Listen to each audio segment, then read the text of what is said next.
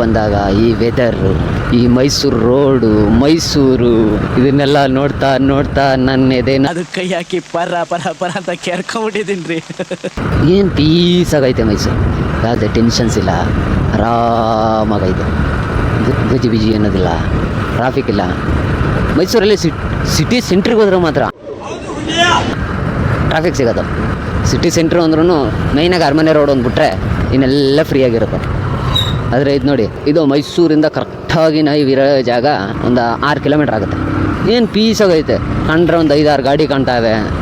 ಆರಾಮಾಗಿ ಒಳ್ಳೆ ಇಯರ್ಫೋನ್ ಹಾಕ್ಕೊಂಡು ಒಂದು ಹಳೆ ಸಾಂಗ್ ಹಾಕೊಂಡು ಎಲ್ಲಿರುವೆ ಮನವ ಕಾಡುವ ರೂಪಸಿಯೇ.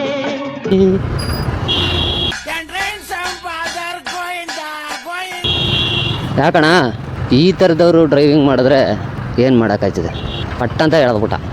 ಅಪ್ಪ ಜೀವ ಬರೀಕತ್ತು.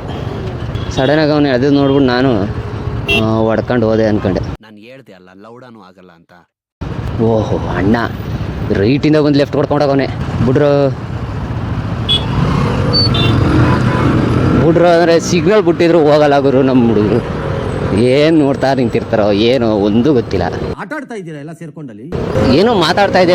ಅಣ್ಣ ಆರಿಸ್ಬಿಟ್ಟಿದ ಅಷ್ಟೇ. ಹರಿಯುವ ಕಾವೇರಿಯ ಮೈಸೂರು ನನ್ನ ತಾಣ, ಕನ್ನಡದ ಜನತೆಗಾಗಿ ಒತ್ತೆ ಇಡುವೆ ಪ್ರಾಣ.